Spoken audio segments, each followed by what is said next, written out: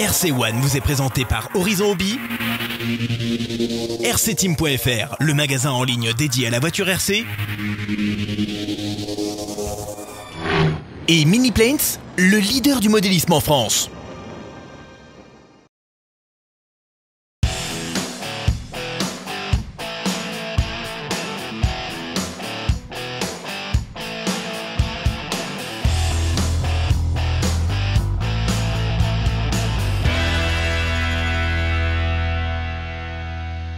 Bonjour et bienvenue pour ce nouveau numéro de RC One. Nous avons essayé en exclusivité le nouveau Cobra BE Ready to Race. On vous propose également dans ce numéro un reportage sur la discipline ultime, les jets radiocommandés.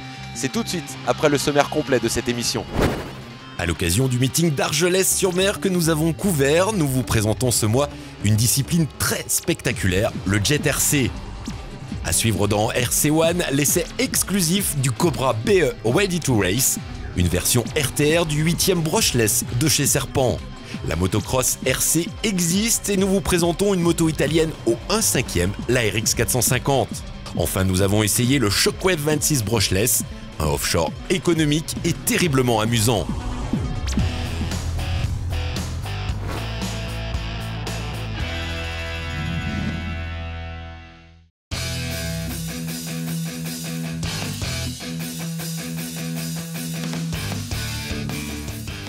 Depuis 2006, AR Racing conçoit et fabrique des motos radiocommandées de grande qualité.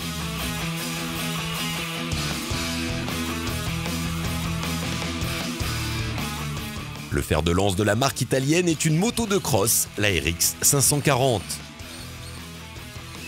La RX 540 existe en configuration cross ou supermotard, avec une motorisation électrique ou thermique. Et c'est le modèle tout-terrain équipé d'un moteur brushless de 4300 kV que nous avons essayé ce mois. Dès l'ouverture de la boîte, nous avons été enchantés par le réalisme de cette moto au 1/5e.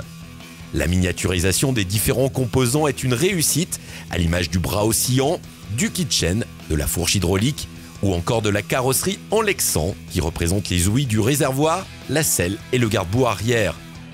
Le pilote en caoutchouc est également réussi et contribue grandement au réalisme de l'ensemble. Le logement de l'accu impose l'utilisation d'un accu de forme cubique et c'est un 2S 2P, l'équivalent de deux accus de 7V4 branchés en parallèle, que nous avons utilisé pour notre essai. Sa capacité de 6000 mAh nous a permis de faire des runs d'une bonne vingtaine de minutes. Les seuls éléments qui différencient notre modèle d'une moto grandeur sont les béquilles latérales et les roues pleines. Les premières évitent à la moto de se coucher dans les virages et les secondes servent à abriter le gyroscope. Le gyroscope, qui est placé dans la roue arrière, est l'organe indispensable à la stabilité de la moto. Il peut être mécanique, comme sur notre modèle d'essai, ou électrique, une option que nous vous conseillons fortement pour des raisons de fiabilité et de confort. Pour être performant, le modèle mécanique doit tourner suffisamment vite, il faut souvent jouer avec la manette des gaz et ne pas trop ralentir la moto pour ne pas perdre en stabilité. Pour débuter, il est conseillé d'évoluer sur un grand espace dégagé, offrant une forte adhérence, comme une pelouse par exemple. Avec plus d'expérience, il est possible de rouler sur circuit, mais il faudra préférer un revêtement humide et gras à une piste poussiéreuse et glissante.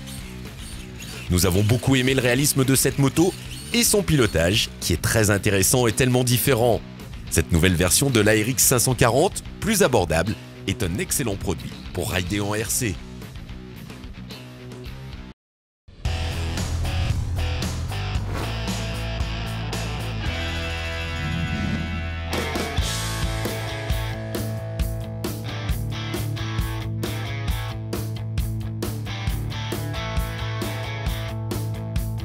Le club d'Argelès-sur-Mer organisait en mai dernier son 4e meeting de jet RC.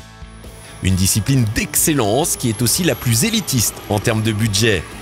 Le réalisme des jets RC est incroyable aussi bien en statique qu'en roulage, ainsi que dans les différentes phases de vol. La plateforme d'Argelès-sur-Mer est gérée par Ciel et Terre Animation, une société privée qui a en charge l'entretien et l'animation du site. Cette gestion particulière, qui convient parfaitement à la centaine d'aéromodélistes du club, permet un dynamisme exemplaire. Olivier Carreau, le gérant du site et organisateur du meeting, nous parle de cette édition qui a réuni près de 40 pilotes venus de toute la France et de Catalogne. Et ce meeting qui a débuté il y a 4 ans prend chaque année plus d'ampleur, puisqu'aujourd'hui en France on a très peu de meetings ouverts au public. Donc les meetings jet sont très souvent internes, interclubs, c'est-à-dire que ne sont présents sur la plateforme que les pilotes, sans autorisation pour le public. Nous à Argelès, on est une des rares plateformes à avoir des autorisations pour pouvoir accueillir du public, qu'on espère nombreux. L'an dernier, on a eu jusqu'à 3000 visiteurs. Cette année, on en attend également autant. Moi qui suis quand même un fanat de modélisme et d'aéromodélisme, cette année j'ai des machines que je n'avais jamais vues, notamment des machines qui mesurent plus de 3,60 m d'envergure pour 40 kg de poids. C'est des machines, de plus en plus les machines grossissent en poids. On a maintenant des jets qui sont très très proches de la réalité. Ils sont équipés de réacteurs qui fonctionnent exactement à l'identique que des modèles grandeur, des modèles réels. On a le bruit, l'odeur, la vitesse, et c'est vrai que de plus en plus on voit arriver sur les terrains des machines vraiment étonnantes par leur taille et leur poids.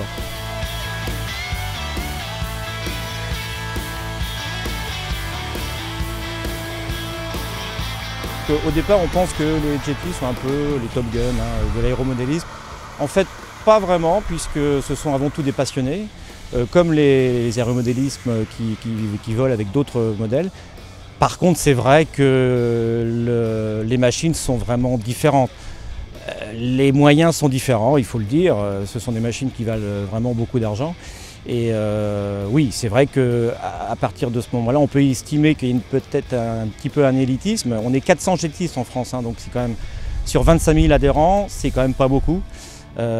Mais c'est quand même avant tout des passionnés tous et qui ont le même état d'esprit que les autres. Évidemment, ils volent avec des machines qui sont vraiment différentes et qui sont beaucoup plus difficiles et onéreuses à mettre en l'air.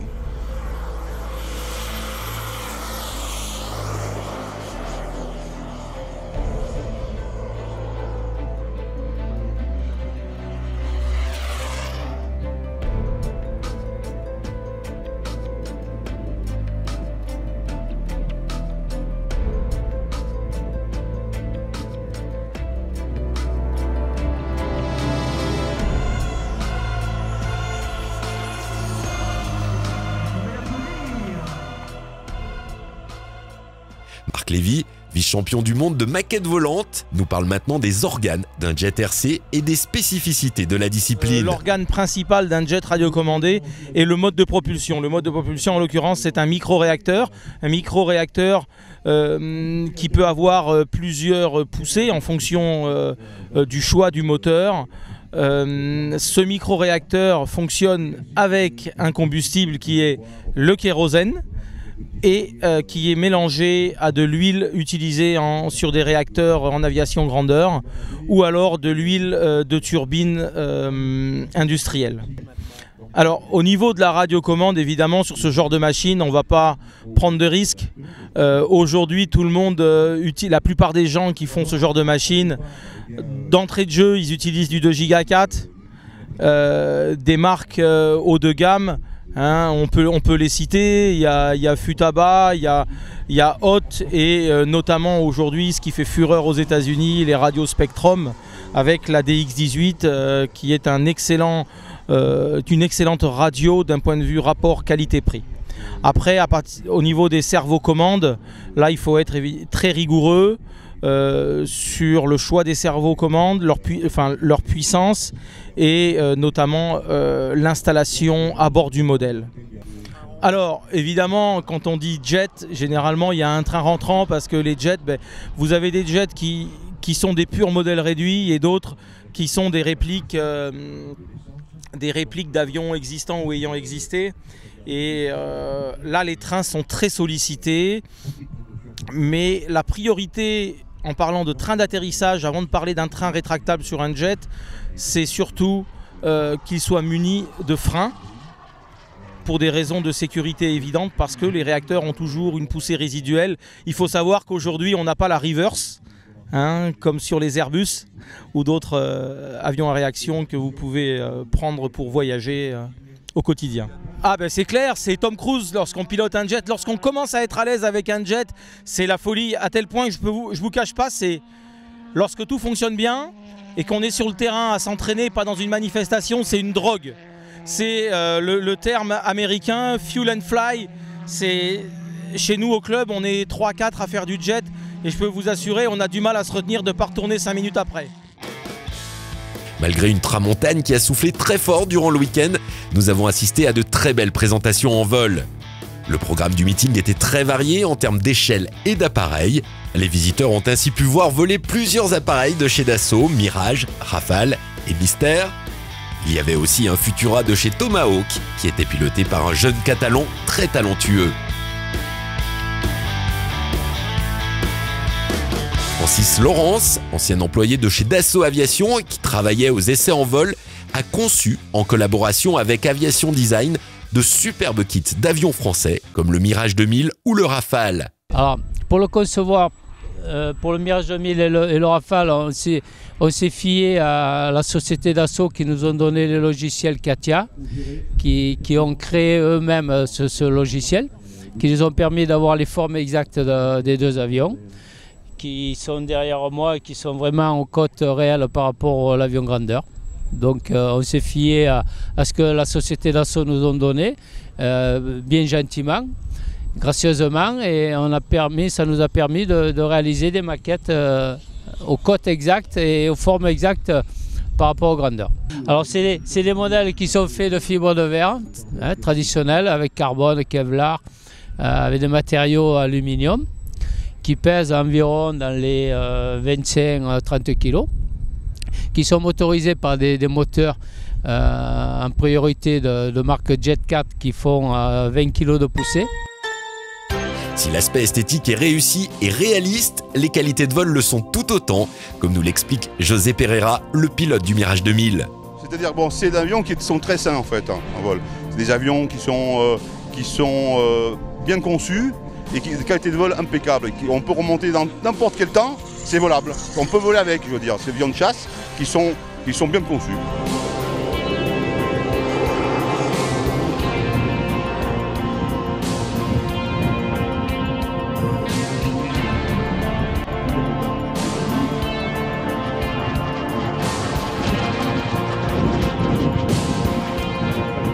José Pereira est comblé par son Mirage à tel point qu'il en oublie la frustration de l'aéromodéliste, celle de rester au sol. C'est même plus passionnant parce que quand vous êtes à l'extérieur, vous le voyez évoluer l'avion. Mais quand vous êtes à l'intérieur, bon, ouais, vous êtes dans un avion, c'est-à-dire vous descendez, vous montez, et là vous voyez si vous voulez les formes que vous donnez, les vols, voilà, c'est le top quoi. C'est le top. Ce 4e meeting de Jet d'Argelès a aussi été l'occasion de voir voler des machines équipées de pulso-réacteurs, l'ancêtre du jet que nous connaissons aujourd'hui. Nicolas Monsara est l'un des 3 pilotes aussi déjantés que passionnés qui ont assuré durant le week-end des vols terriblement bruyants et amusants. Alors le pulso-réacteur, le petit point historique, c'est que c'est issu de la Seconde Guerre mondiale. C'est un des premiers réacteurs qui a été mis en service pendant la guerre sur les fusées V1. C'est un réacteur qui a pour principe de n'avoir aucune pièce tournante en fait. Tout fonctionne avec des compressions et des dépressions. La pièce fondamentale, c'est les clapets qu'on appelle marguerites, qui s'ouvrent et qui se referment à chaque 200 fois par seconde, ce qui explique ce bruit très particulier, totalement différent du réacteur. On n'a aucun contrôle de poussée, on est toujours à fond, ce qui explique un peu le côté foufou du truc. On tourne à 250 km/h à peu près avec les Sagittario. Avec d'autres modèles, je monte à 350, ce qui est pas mal déjà. Au niveau du pilotage, c'est comme un jet classique. Ça vole très bien. La particularité, oui, c'est ce que je vous ai pas dit, c'est qu'on est obligé de se poser moteur coupé. Ce qui fait qu'on fait du jet au début, ensuite on fait du planeur. Et sinon, comme nous sommes toujours à fond, on doit couper notre moteur et gérer notre approche, ce qui n'était pas évident aujourd'hui avec ce vent. Mais bon, ça forme le pilotage, on arrache des trains, on recolle, tout va bien quoi. Ouais, là on est MacGyver, là, on fait du bricolage là. Ouais. Ça prend feu, on change un joint, on repart quoi. On aime ça. Le bruit nous prend aux tripes quand on fait des passages, c'est vraiment quelque chose. On est une vingtaine de participants en France, ce qui est très très peu. À l'étranger, il y a quelques participants en Allemagne, mais c'est vraiment très très minoritaire par rapport à la démocratisation du réacteur. On est les irréductibles, quoi. Faut faire du bruit. En fin de journée, une simulation de bombardement a été organisée, une répétition générale de ce que proposera sur cette même plateforme le grand meeting en août prochain. Un meeting qui est depuis plusieurs années l'événement aéromodéliste incontournable de l'été.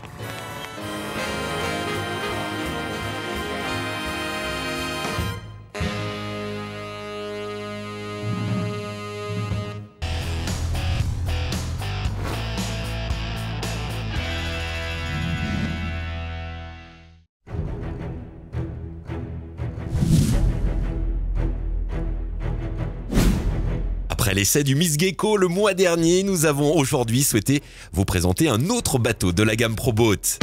Un offshore qui comblera les débutants par sa facilité de mise en œuvre et de pilotage, ainsi que par son prix très compétitif et inférieur à 250 €.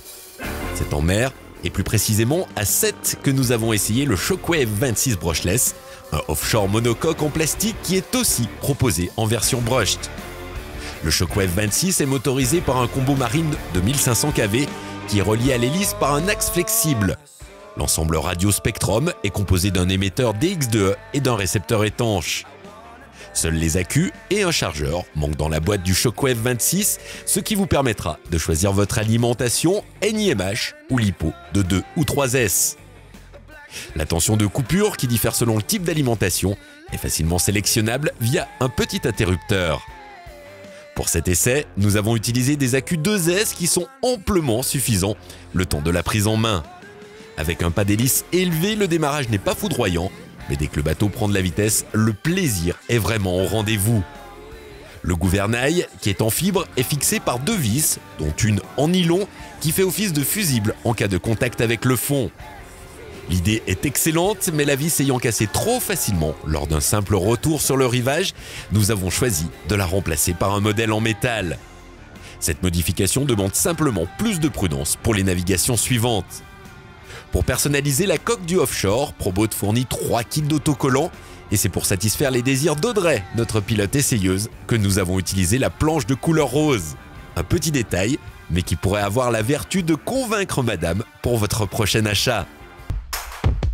Nous n'avons cessé de faire naviguer le Shockwave durant quelques jours de congé et la vingtaine de packs consommés nous a permis de tester le bateau dans toutes les conditions et de réaliser combien il est bien conçu et beau à voir évoluer. Le bilan est donc élogieux, nous avons été séduits par sa grande fiabilité et son étanchéité parfaite. La seule opération de maintenance a consisté à vérifier le serrage des vis du support moteur. Comme tous les constructeurs de bateaux RC, ProBoat laisse la responsabilité de naviguer en eau salée aux propriétaires du offshore. Si comme nous, vous ne pouvez vous empêcher de jeter votre Shockwave à la mer, il faudra le rincer à l'eau claire après chaque utilisation et démonter régulièrement l'axe flexible pour le graisser. Pour sa polyvalence, son prix et ses performances, le Shockwave 26 brushless est notre coup de cœur de cette année. Un bateau qui pourra encore bien naviguer pendant les prochaines vacances et passer facilement entre toutes les mains de la famille et des amis modélistes. Le Shockwave 26 mérite vraiment de trouver sa place dans votre voiture surchargée des congés.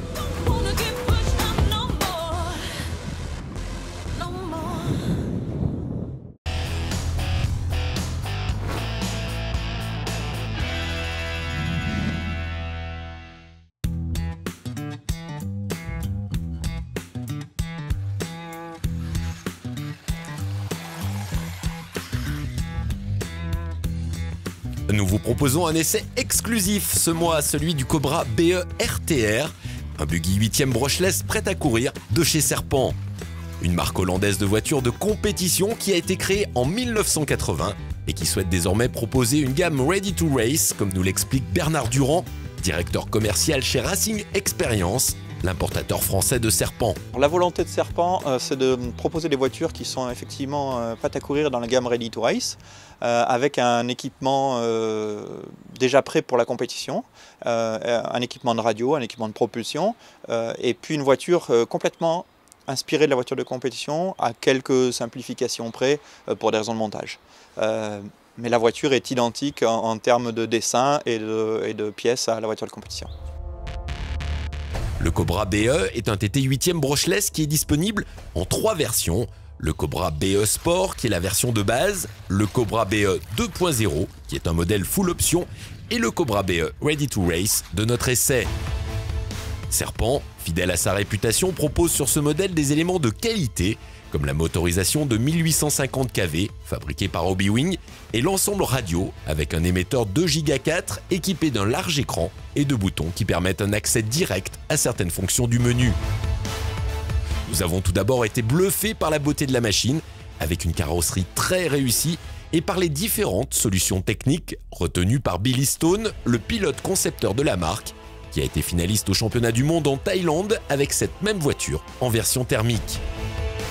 Le sauve-cerveau est incliné pour se mouvoir dans le même plan que les triangles de suspension, les barres anti-roulis sont guidées par des roulements à billes et la transmission est spécifique à ce modèle électrique. Au niveau de la transmission est vraiment spécifique au modèle électrique. Les moteurs électriques ont un couple qui est supérieur, ils ont une puissance qui arrive de manière extrêmement linéaire. Et donc la transmission a été dessinée pour le modèle électrique avec un rapport du couple conique qui est différent et qui permet de régénérer une sensation de frein moteur qui n'existe pas naturellement sur les moteurs électriques. Le Cobra BE RTR est étroit, léger et très bien équilibré, avec une configuration de 2 accus de 2S positionnés très près du cardan central arrière. Sur l'avant, on trouve le cerveau monté à la verticale, le récepteur et la motorisation. Le support moteur est très pratique et seule une vis permet le réglage de l'entredent.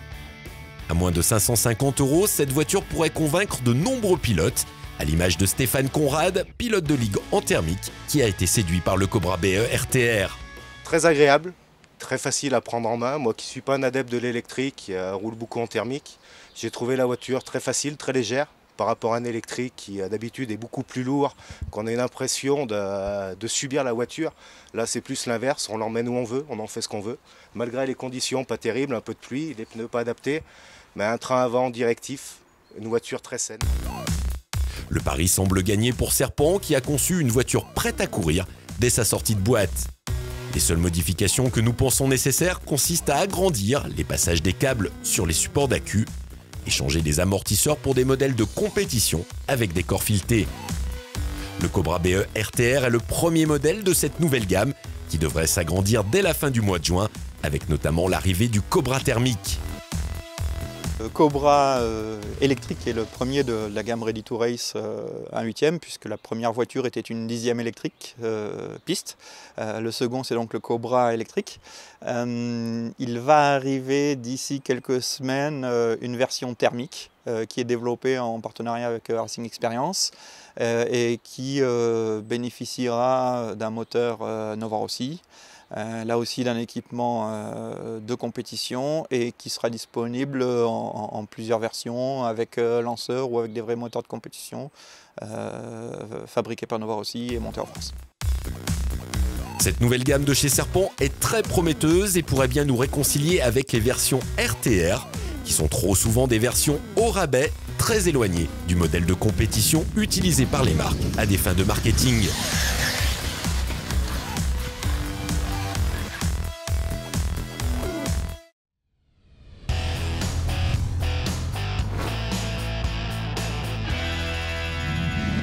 Ce numéro de RC1 est maintenant terminé. Je remercie Bernard Durand de chez Racing Experience pour nous avoir présenté les dernières nouveautés Serpent. Je remercie également les clubs de Saint-Chamond dans la Loire et de Charmes-sur-Rhône en Ardèche pour nous avoir gentiment ouvert les portes de leur circuit pour nos essais. Rendez-vous dans un mois pour un nouveau numéro de RC1.